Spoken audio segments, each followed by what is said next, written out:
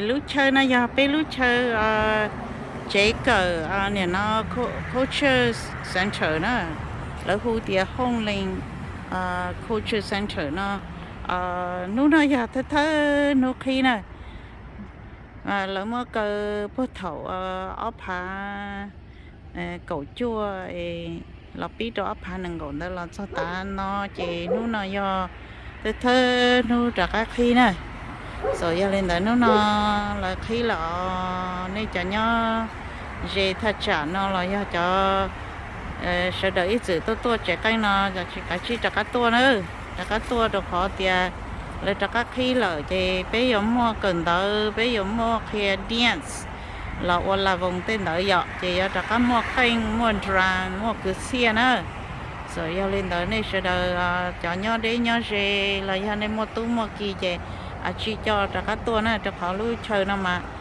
bé tàu lưu không nó thì lưu không tận nó chỉ bé tàu thầu thì nó chua mong cho chỗ mong ta xuống đó nè ok so nên nhớ chỗ số nó nên tiếp bỏ tiền là tem mong chỗ số nó thì việc có tiền bây giờ a part of the culture center here so nên mua tu mua kỳ lo cả chỉ cho tu cho kỳ tua cỡ nữa bây trong xe tiền nó đã các khi là sẽ đợi tàu đã các tua cỡ cũng đông liệt u giờ tàu đã các tua nhỏ tàu lúc chạy canh nó trong xe cơ nữa để nó chỉ thì ra nó chỉ ta là thì cái nhỏ này nó the corners of trong country here anh hay nữa so giờ lên tới nên là từ tàu bỏ nó là nên xã bao more information là trên Hmong Association hú tua nữa ok lên đó thay lên nó tôi sẽ đợi bỏ nữa ok để mà họ xin chi nữa ok thay nước khí nữa rất xếp cơ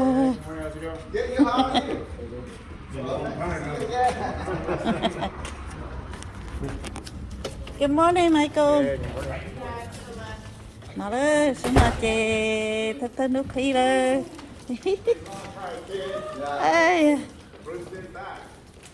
sẽ đợi ra rất xếp cơ our first consultation or meeting, and then later if I need that room, then I should go open. Okay. Want to move these tables? No, just leave it the way it is. Yeah. Tất cả tuổi nữa với cả chơi là Hong Linh culture nữa này, so trong xét thôi nữa thật nước tất cả tuổi kia sẽ đợi chế chơi trong này cô nhớ này cô. Okay, go sign in, everyone. Sign Connie name too, okay? Yeah. Hi Connie, are you happy to be back here? Yeah. Are you like this place? Yeah. Thế nó này mê đó, nếu mà chỉ xong sư bé lũ trẻ cờ nó, bé cho chồng nhom, một chỉ xong nó bé xong lâu xong tay tua cờ của nó, thì bé chậm nhỏ như tôi lo ta nhớ đồ luôn Hong Linh không chơi nữa nè, so trong xét cơ rồi lại ra các clip rồi nữa.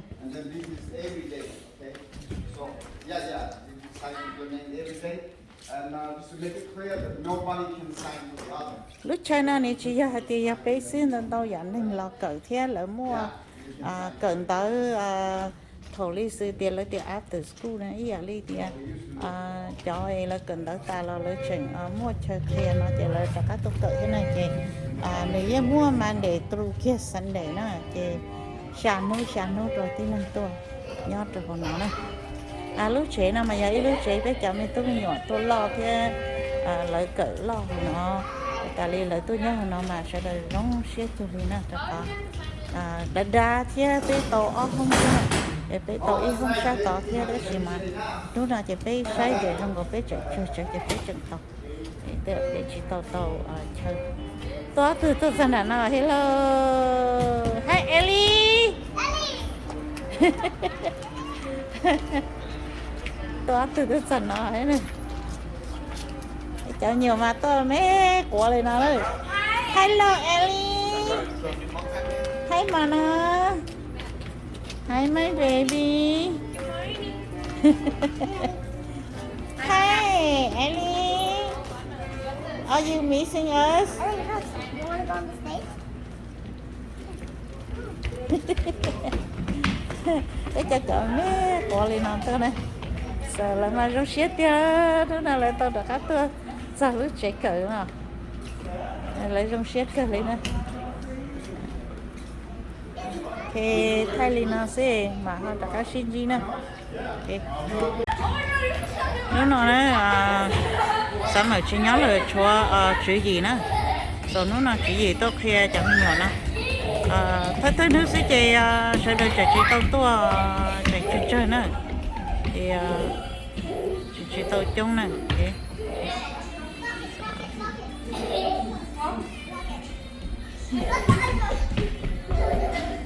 bé khó chơi cờ nó mà giờ tia thầu bé mua chơi cờ tôi nó chơi tất cả tôi cờ chơi chung hay này cũng đâu nó sẽ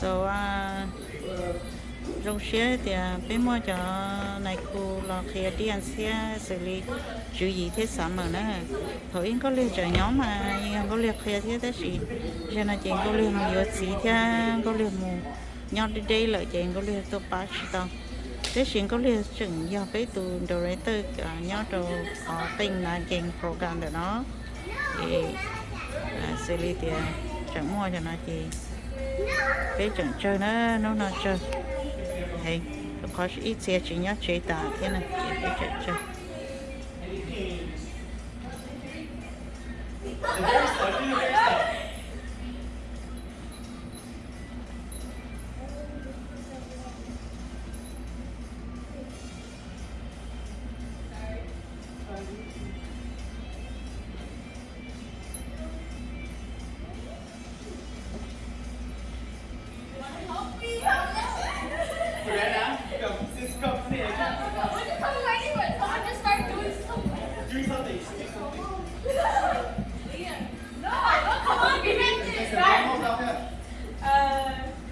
Listen, bring the whole thing down here. Start going down.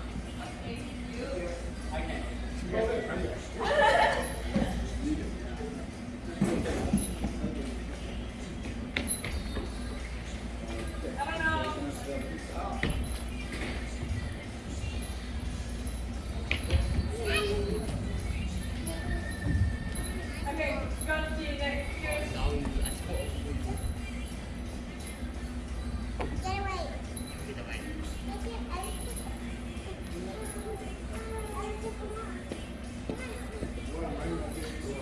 Oh yeah. Yeah. Mình không phải mình đang mua gì, chứ mình không phải.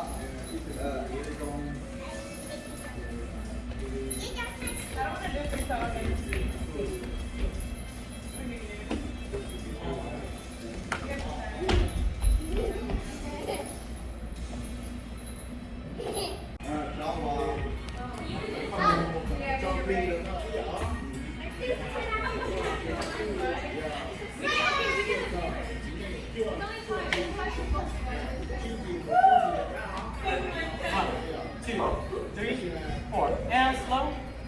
And slow. And 1, 2. Up. 5, 6, 7, 8. And sit. Up.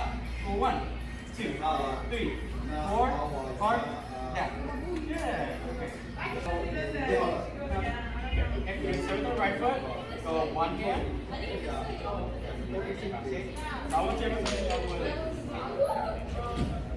5, 6, 7, and go. 1, 2. So look at my hand. So go one hand down, one hand down, 2 hands down. 5, 6, 7, 1. I'm sorry. 1, 2, 5. Here we go. 1, 2. Okay, hand by ok lúc nào giờ bé lu ở mong class nè lúc nào giờ thứ thấy nó cho các khi cho các tổ khe sư chỉ giờ lên tại chỉ bé trồng hoa chỉ tao mua mình nhọ trong nhọ được của nó khi đâu sẽ đầu tiên bé mua cận tới thì giờ thì nên mua mình tôi mình nhỏ sạc cận tới mong đấy chỉ nên tôi giờ nó cho nên cho mình tôi mình nhỏ tôi để bé mình tới mong khe thế tôi mới sai nó nên lo khe sư từ này khu tàu mùa họ lưỡi nhau đây là chị nơi do tụt ba này chị lọt khe